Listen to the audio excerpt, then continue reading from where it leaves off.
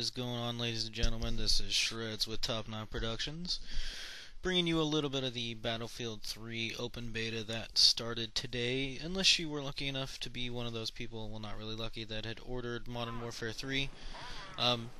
Just kind of an amalgamation of some kill shots I picked up in some games tonight. Gonna give impressions and complaints about the game so far. Enjoy the two-piece there that I get for free because they walked into my line of sight. The game, as I said, is an open beta right now for PC, Xbox 360, and PS3. There's just the one map on the PS3 and 360 that you're seeing here. I hear tell on PC that there is actually a couple different maps, but my computer is not good enough to run it. Feel free to leave comments if you like about that. Let me see what else is going on. The guns so far seem to be pretty good. The only complaint I would really have is a little bit too realistic in the amount of damage that you take as the player itself, which leads me to adopt a more campy playstyle, as you're seeing here. The more you use the gun, the more accessories you will unlock for it. You're seeing here is, I believe, an ACOG scope on an AK-47M. Also to that, there is a kind of like a perk system from Call of Duty, but they call it a specialization. Right now I have unlocked a sprint, which I believe allows you to sprint longer, and an ammo capacity, which allows you to carry more ammo. After the games tonight, I also picked up a flak, which I'm assuming is a lot like flak jacket. Just allows you to absorb more explosive damage. So it's interesting to see what else they have picked up from there. Somebody else walking into my line of sight there is nice. So a couple of good things, a couple of bad things. One thing you'll see here, when you go and get a melee kill, it kind of puts you in this animation, leaves you very open to a death just like that. Also later on, there's another thing with the melee kills that kind of annoys me. One other thing that annoys me, kind of a detriment, kind of an asset, depending on how you play it up.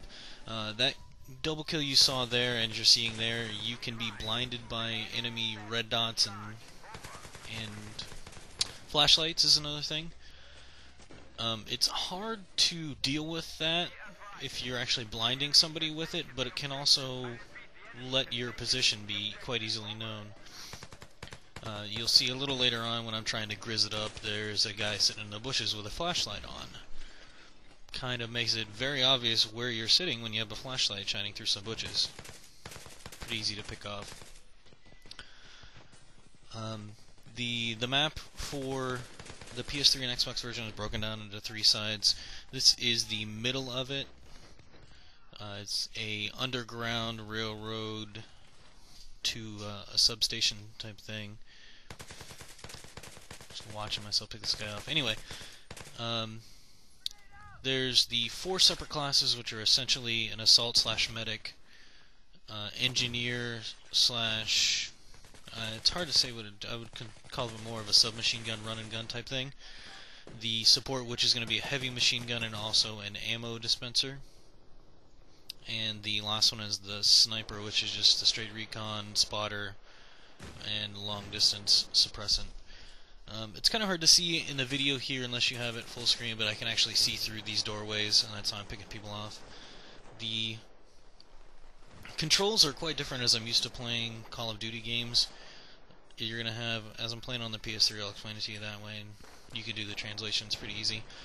L1 is going to be your aim down sight, R1 is going to be your trigger, R2 is actually to knife, which would usually be a grenade. L2 is to throw your grenade. To actually do a crouch or go into prone, you're pushing in on your right stick, which took me quite a while to adjust.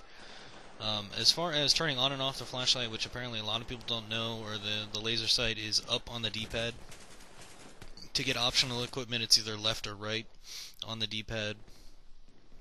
Down on the D-pad actually changes your rate of fire.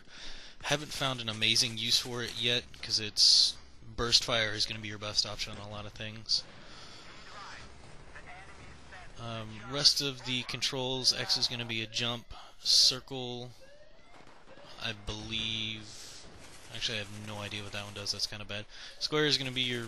circle is interactions. So let's say I was going to disarm that bomb you see there. I would have to hold down circle and to do it. Square is reload. Triangle is to change weapons between primary and secondary. That accounts for all the buttons. Except for pushing on the left stick, which is sprint, as I'm doing there. Another thing about the game you'll see here pretty soon is you can actually dip under the terrain as a glitch. That's why this shot is pretty long. I also get a 3 kill off of it. The first one coming up here in a second, this guy. I'm not sure if the situation is that they haven't completely leveled out the terrain, or if we're playing a alpha build that they used as a game show, like E3, Tokyo Game Show, something like that. I'm hoping a lot of these issues are fixed before the actual release date. As I go through the ground there again, is another show for it. It's pretty bad. This issue not only on the PS3, but it also comes up on the Xbox 360, as I've talked to a couple friends who have on the 360. They also are getting a lot of disconnecting issues on the 360, as well as some lens flare or visual issues where the screen will just go pale white. I had a friend, actually he did some research on this and confirmed it. A lot of these issues are 360 exclusive and not just certain setups. So it's definitely something in that iteration of the game. Whether they did the actual program for the game on the PS3 or the 360, I'm not sure. This guy tries to pre-fire me around a corner and gets destroyed. It's hard to say what improvements they could make, as I'm not a hardened Battlefield veteran, but I did play back in Battlefield 1942, and I had Battlefield 2021 or 29, whatever it was, 2149. As I get taken out from the side here. That's one thing I notice a lot. If you're very stationary, you'll get picked off. If you're running in the open, you'll get picked off.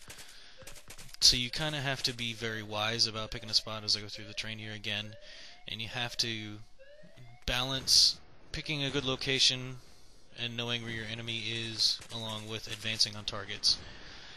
One thing that annoyed me, usually this would be close enough to disarm an explosive like this. Call of Duty would have been close enough, but I have to actually move in closer and look up at the device. So not so much a complaint on that, but the disarm range was kind of a problem. This clip is also longer, as I believe it's a 4-piece. The one guy there, I'll go ahead and reload. Some guy's coming down the middle area where I'm looking here, you should see him. And I actually pick up on the mini-map 2 guys on the left of me around this wall that are shooting. So I'm going to go ahead and sneak around there and pick them up. There was another map, actually larger map, that was unlocked and then locked again earlier today from the news I've been reading.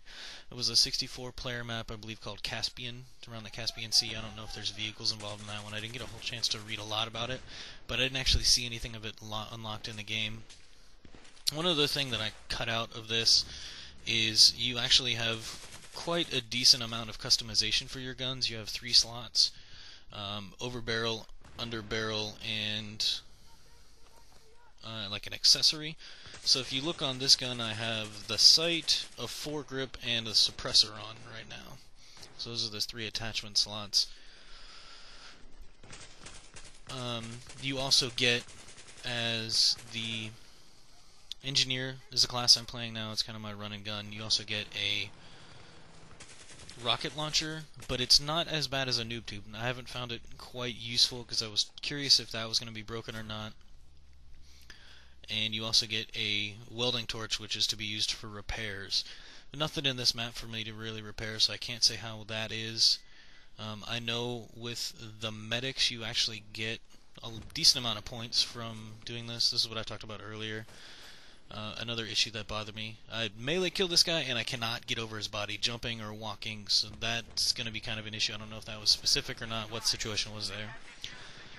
As far as